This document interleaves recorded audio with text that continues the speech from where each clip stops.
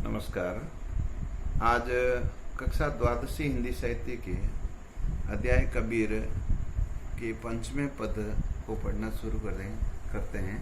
द्वितीय कक्षा है। कबीर चित चमकिया 14 से लागी लाए, हरि सुमिरन हाथों घड़ा बेगे लेव बुझाए। इसमें प्रसंग बनेगा कि परमात्मा का सुमिरन हमें इस संसार में आत्मा को निरंतर करते रहना चाहिए। अर्थात इस संसार में जन्म लेने के बाद में परमात्मा को भूलना नहीं है। इसी संदर्भ में कवि कबीरदास जी कहते हैं, आप लोग जितने भी पद हैं, पुस्तक नहीं है, लगातार मैं हाथ से लिखा बोर्ड को बता रहा हूँ, आप लोग इस में पद को लिख लें और लगातार जितने भी पद बताता हूँ। 4 पद पहले किए थे, अब जो 4-5 पद आज अपन करेंगे, इसमें आप लोग जो हैं इनको देखकर व्याख्या करें। कॉपी ले लें, बाजार से खरीद लें और व्याख्या करेंगे। तो मैं व्याख्या बोलना शुरू करता हूँ। यहाँ चित्त का मतलब मन है, चमकना है, यानी चमक का अर्थ लेना है, विस्मित होना, आश्चर्यचकित होना। अर्थ रहेगा 4 और दिशाएं, लाई आग, स्मरण, सुमिरन का अर्थ लेना है, स्मरण करना, याद करना, भजन करना। बेगा का मतलब शीघ्र। व्याख्या करेंगे। कवि कबीरदास जी जो हैं खुद कहते हैं, संत कबीरदास जी अपनी साकी में बोलते हुए बताते हैं कि हे मनुष्य, रे मन, हे आत्मा, तुम्हारे मन में अब गुरु की कृपा से जो ज्ञान की समझ पैदा हो गई है, ज्ञान रूपी चमक जो पैदा हो गई है, इसीलिए अब तुम्हें जो इस संसार में जो विषय वासना की जो आग लगी हुई है, अब वो दिखाई देने लगी है। अर्थात इस विषय वासना का ज्ञान तुम्हें होने लग गया है। इसीलिए अब इस विषय वासना से भी निराकरण करने का उपाय इसमें सीधा बताया है कि हरि सुमिरन रूपी घड़ा आपके हाथ में पड़ा है। अर्थात लगातार आप परमात्मा का स्मरण कर रहे हैं। इस माध्यम से ये जो चारों दिशाओं में तुम्हारे मन के चारों ओर जो आग लगी हुई है, सांसारिक विषय वासनाओं की, सांसारिक मोह माया की आग को आप तुरंत इसको लेकर बुझा लें। और ये कब संभव हो जाएगा? जब आप इस संसार में आने के बाद में परमात्मा का स्मरण लगातार करते रहें। देखना, यहाँ हरि सुमिरन हाथों घड़ा में रूपक अलंकार है। आगे चित्त चमकिया, चिचवण की आवर्ती अनुप्रास है। यहाँ उपदेशात्मक शैली है। कबीरदास जी की भाषा सद्दुकड़ी रहेगी और भाषा का गुण प्रसाद गुण है, ये आपको ध्यान में रहे। बड़े अपन आगे 6ठा पद लेना शुरू करता हूँ। पार ब्रह्म के तेज का कैसा है उन्मान, कहिबे को शोभा नहीं देखिया ही परमान।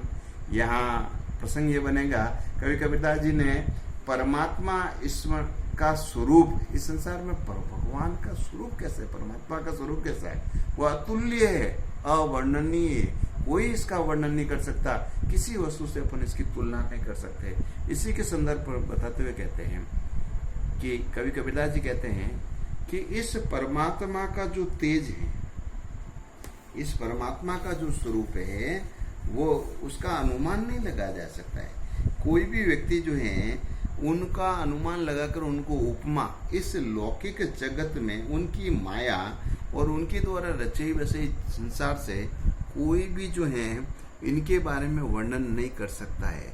उनका जो उन्मान का अर्थ लेना है आपको, तेज। उन्मान का अर्थ क्या लेंगे आप लोग? तेज। अनुमान का अर्थ लेना है कल्पना। परमात्मा की जो कल्पना है उनके बारे में आप अनुमान नहीं लगा सकता है। अर्थात कवि ये कहता है कि उनकी शोभा, उनके गुणों का गुणगान कोई व्यक्ति नहीं कर सकता है। अगर वो प्रमाण का अर्थ है प्रमाण, कि कोई व्यक्ति साक्षात अगर परमात्मा के दर्शन करे, अर्थात मन में वो अनुभव करे, वही उनके रूप को जान सकता है। और इसी के संदर्भ में अब देखना है, यहाँ शैली उपदेशात्मक करना है आपको। यहाँ परम ब्रह्म के स्वरूप को मनुष्य अपनी वाणी से प्रकट नहीं कर सकता है, उन्हीं के बारे में ये बताया गया है। अर्थात वो व्यक्ति ज्ञान रूपी नेत्रों से उनके दर्शन करे तो उनको वो खोज सकता है, देख सकता है। बडू में 7वें पद की ओर चले। चिंता तो हरिनाव की और न चितवे दास, जय कछु चितवे राम बिन सोई काल की पास। यहाँ पहले थोड़ा शब्दार्थ देख लो। चिंता करते हैं ये ध्यान रखना, यमक अलंकार भी बनेगा जिसमें चिंता, चिंता का मतलब चिंतन, नाव नाम, परमात्मा के नाम की, और चित्तवे ने ध्यान धरना, चिंतन करना। चिंता करते चिंता है, चिंतन करना है, या चित्तवे यानी चिंतन करना। कबीरदास जी, दास दास दास का मतलब कबीरदास खुद का, ठीक है। और जो कछु चित्तवे राम बिन, और जो भी व्यक्ति जो है राम के बिना और कोई ध्यान में लाता है, कहते हैं सोई काल की पास। पास का मतलब फंदा, पास का मतलब लेना है आपको फंदा यानी जाल, काल का जो पास में वो फंस जाता है। अर्थ बताता हूँ कि यहाँ संसार में आने के बाद में आत्मा को परमात्मा का स्मरण करते रहना चाहिए, और जो भी आत्मा यहाँ सिर्फ हरि के नाम का ही स्मरण अगर वो करते रहते हैं तो और दूसरी बातों को अपने मन में नहीं लाते हैं, सांसारिक मोह माया से दूर रहते हैं। और जो कुछ भी अगर भगवान राम, राम का अर्थ लेना, यहाँ कबीर साहब कह रहे हैं परमात्मा, परमात्मा के बिना और कोई मन में आता है नहीं, संसारिक मोह माया, तो कहते हैं वो उस व्यक्ति के लिए वो इस संसार के काल के फंदे में फंस जाता है। अर्थात काल के फंदे में फंसने का अर्थ क्या ले लेंगे आप लोग, इसमें अर्थ ले लेंगे कि उस व्यक्ति का जो है मूल रूप से वो काल के जाल में फंस जाएगा, जन्म मृत्यु के चक्र में फंस जाएगा, वो इस संसार के भवसागर से पार नहीं पा पाएगा। वही उपदेशात्मक शैली है। बाकी अनुप्रास अलंकार है। यहाँ चिंता चित्तवे का अर्थ इन्होंने विभिन्न संदर्भों में थोड़ा अलग अलग लिया है, ये आपको ध्यान रखना है। बढ़ता हूँ मैं आगे वाले दोहे में, जिसमें दोहा क्रमांक 8। यहाँ मूल रूप से संसार में आत्मा जो परमात्मा से अलग होकर आती है ना, उन्हीं के बारे में यहाँ वर्णन करते हुए बताया है। तो पहले थोड़े शब्दार्थ में आपको बता देता हूँ। नैना शब्द है, नैना का अर्थ क्या लेंगे आप, नैना, अंतरी, आवी। नैना यानी नयन, आँख, अंतरी यानी अंदर, आव। यहाँ आत्मा परमात्मा से आह्वान करती है कि हे परमात्मा। यहाँ आत्मा, मनुष्य का जो मन है, संसार में जो आत्मा जन्म लेती है, वो अपने आप को वीरणी मानती है और परमात्मा को अपना प्रीतम मानती है, पति मानती है, और वो आह्वान लगातार वीर में तड़पती हुई उनको आह्वान कर रही है, प्रीतम आप मेरी आंखों में आकर बस जाएं। और जैसे ही आप आंखों में आकर बसेंगे तो नैन झाँपी तो ही ले, मैं तुरंत आपको आंखों के अंदर झाँप लेना, इन्हें बंद कर देना, तो ही यानी तुम्हें मैं आंखों में बसा लूंगी, बंद कर लूंगी। और इस तरह आंखें बंद कर लूंगी, इससे क्या होगा, ना हो तो देखियो और को, ना तो मैं किसी और को देख पाऊंगी, ना तुझे देखने दूं, ना तुझे कोई और कोई देख पाएगा। अर्थात ये आत्मा और परमात्मा के बीच में तीसरा कोई नहीं आएगा। ये तीसरा यहाँ पर कौन आता है, तीसरा यहाँ पर आएगा मूल रूप से सांसारिक विषय वासना। इस बात का आप थोड़ा ध्यान रखेंगे तो अर्थ ये क्लियर हो गया आपके, कि यहाँ एक वीरणी आत्मा परमात्मा रूपी प्रीतम से कहती है कि मैं तुम्हें अपनी आंखों में बसाना चाहती हूँ, आप मेरी आंखों में बस जाए। आपके आंखों में आते ही मैं नैनों को झाँप लूंगी, बंद कर लूंगी, और ना तो तुम्हें किसी और को, ना मेरा मन जो है किसी और को ना हो देखो, और को मेरा मन किसी और को देखना नहीं चाहता है, ना तुझे देखना दूं, ना मैं तुम्हें किसी और को देखने देना चाहती हूँ। अर्थात आत्मा चाहती है कि पूरा पूरा अधिकार परमात्मा पर उसी का है। उपदेशात्मक शैली रहेगी। अर्थात इस संसार में आने के बाद में लगातार आपको परमात्मा को याद करते रहना है। बढ़े आगे, भाषा सदुकड़ी है कबीरदास जी की, और भाषा लगातार एक ही चलती रहेगी। बढ़ते हैं अपन 9वें दोहे की ओर। बहुत दिनन की जोहती बाट तुम्हारी राम। यहाँ राम का अर्थ परमात्मा से लेना। जीव तर से तुझ मिलन को मन नहीं विश्राम। यहाँ कवि कबीरदास जी ने इस संसार में जन्म लेने वाली आत्मा को वीरणी आत्मा के रूप में माना है, और जो इस संसार में परमात्मा से अलग होने के बाद में उस परमात्मा के वियोग में बड़ी व्याकुल है, वो परमात्मा के आगमन के लिए, लगातार दर्शन के लिए उनकी बाढ़ जोती रहती है, तड़पती रहती है। इसी शब्द में बहुत दिनन, इन बहुत दिनों से ज्योति इन देखना, राह देखना तकना, ठीक है, राह देखना और तकना, ठीक है। इसी संदर्भ में अब देखना बहुत दिन से, या कवि कबीरदास जी की कहते हैं कि यहाँ संसार में जन्म लेने वाली जो आत्मा है वो तड़पती हुई कहती है कि हे परमात्मा, मैं बहुत दिनों से आपका जो इंतजार कर रही हूँ, दिन रात आपकी बाट देख रही हूँ। हे परमात्मा, हे राम, मैं तुम्हारी दिन रात से इंतजार कर रही हूँ और मेरा जो मन है लगातार तुझे मिलने के लिए, परमात्मा तुमसे मिलने के लिए तड़प रहा है। और जब तक परमात्मा आपके दर्शन नहीं हो जाते, मेरे मन को जो विश्राम नहीं है, मेरा मन जो है थकने का नाम नहीं लेगा। यहाँ मूल रूप से विशेष में ये लिखेंगे कि परमात्मा के दर्शन के लिए आत्मा तड़प रही है। आप शैली कौन सी बनाएंगे? उपदेशात्मक, ठीक है, अनुप्रास अलंकार है।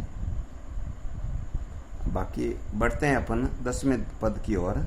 बड़ा अच्छा पद है। यहाँ देखना, यहाँ कवि ने एक दृष्टांत अलंकार का उदाहरण देकर थोड़ा समझाने का प्रयास किया है, जिसमें देखेंगे अपन कि संसार में मनुष्य मूल रूप से कहा है कि बुरी संगत में फंस जाता है ना, उसका बड़ा कुप्रभाव होता है। मूर्सी का अर्थ देखना भी, मूर्ख, क्या लोगे? मूर्ख, कि मूर्खों का साथ आप लोग ना करें।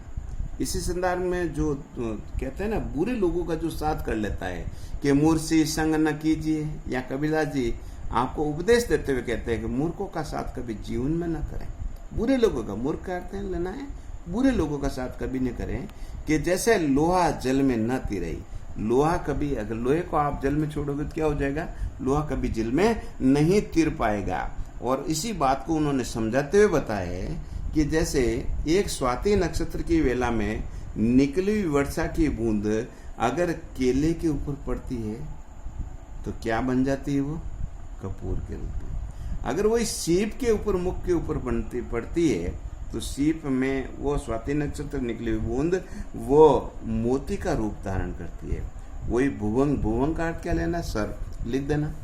भुवंग का अर्थ क्या लोगे? सर्प, सांप। सांप के मुख में अगर वो बूंद गिर जाए तो वो अलग रूप, अर्थात जहर का रूप ग्रहण करती है। तो यहाँ जैसी संगति में मनुष्य बैठता है, वैसे ही संगति का प्रभाव जो है मनुष्य के ऊपर मूल रूप से दिखाई देता है। तो यहाँ संगति, कुसंगति में बैठना मनुष्य के लिए बहुत घातक माना गया है। इसीलिए यहाँ कबीर साहब ने बताया है कि संसार में जड़ अज्ञानी लोग जो हैं वे कभी भी जीवन में सद्विचारों को नहीं अपना सकते हैं, और ये संगति का प्रभाव ही होता है। अर्थात आप भी अच्छी संगति को अपनाएं। मूल रूप से संगति के प्रभाव के ऊपर इन्होंने बताया कि हमें हमेशा अच्छी संगति में रहना चाहिए। दृष्टांत अलंकार करेंगे, उपदेशात्मक शैली है। बड़े अंतिम लेता हूं मैं एक, ये ऐसा एक संसार है, यहाँ मूल रूप से इस संसार के बारे में बताया है कि यह संसार नश्वर है। यहाँ संसार नश्वर होने के साथ में कि मनुष्य इस संसार में मोह माया के जाल में पड़ता है तो वो अपनी आत्मा के साथ में धोखा और छलावा करने वाला है। ये संसार खुद क्या है? धोखा और छलावा करने वाला है, क्योंकि संसार एक सांसारिक मोह माया विषय वासना से भरा हुआ है और मनुष्य इससे दूर रहना चाहिए। यहाँ कुछ शब्द के अर्थ बता दूंगा। यहाँ सेवल का फूल का अर्थ लिखा है। सेवल एक प्रकार का एक फूल होता है, बड़ा सुंदर दिखाई देता है, और उस फूल के ऊपर जो फल लगता है ना, अंदर से जैसे खोलोगे तो रुई जैसा पदार्थ निकल जाता है। तो यहाँ मनुष्य की कहानी इस प्रकार से है कि कई बार इसके अच्छे फूलों को देखकर एक बोरा जो है बेचारा उसके भ्रम में पड़कर उसके पास बैठा रहता है कि अच्छा फल लगेगा, अच्छा फल लगेगा, लेकिन उनको खोल के देखता है तो अंत में रोई जैसा पदार्थ निकलता है। तो यहाँ कबीरदास जी ने इस पद में मूल रूप से अन्योक्ति है। क्या है? अन्योक्ति, अन्य के माध्यम से उक्ति कही है।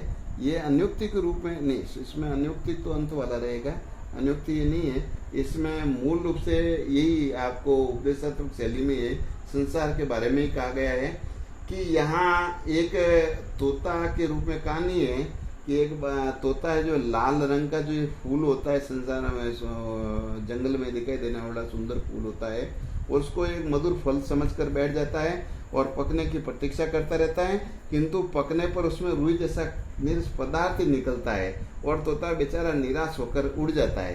तो मनुष्य को यही बताया कि ये उसी प्रकार का संसार है। तो आपको कुछ दिन के लिए तो बड़ा सुंदर लगता है, लेकिन अंत में जो है ये 10 दिन की खुशी देने वाला है, और बाकी जो है आपको इस झूठे भ्रम में छलने वाला है और ये परमात्मा को भुलाने वाला है। इस संसार से आप लोग दूर रहें।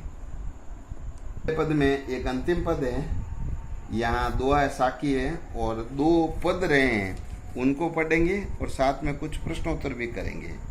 ठीक है, नमस्कार।